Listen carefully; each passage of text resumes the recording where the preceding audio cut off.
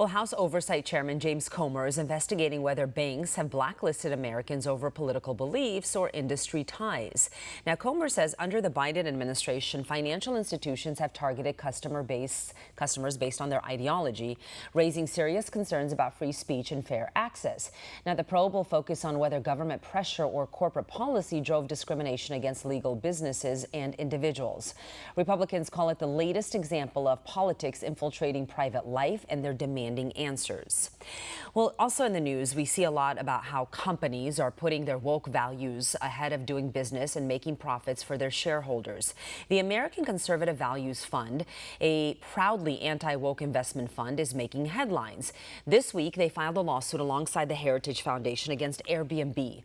The lawsuit accuses Airbnb of illegally excluding a shareholder proposal that encouraged the company to resist politicized demands and refocus on fiduciary duty.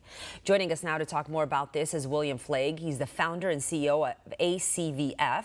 William, thank you so much for being here. Let's start with the big news, your lawsuit against Airbnb.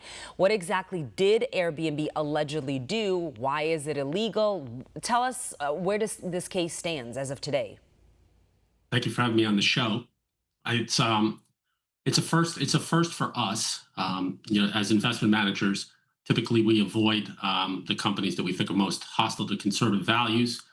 For the ones we do own, we do submit shareholder proposals. Shareholder proposal is a right that any shareholder has to submit a proposal, basically asking the board of the company for something. In this case, our concern was, as you said, suppression of Airbnb services to people based on religious or political values. So, and what is the first for us is they never responded to the proposal submission. It has to go to a certain, mail to a certain address by a certain date. There's a lot of rules. We never heard from them. Heritage Foundation never heard from them. Subsequently, we went back to them and said, hey, how come we haven't heard from you on our proposals? Usually it triggers a conversation. And they said that, essentially the mailroom lost them, and they had no intention of, even though it was a few weeks to the meeting, putting them on the ballot. So it's also interesting that the mailroom lost the two conservative proposals that were submitted, but didn't lose the proposal from Connecticut Retirement Fund, which was a liberal proposal. Yeah, that's very interesting. So where does it stand?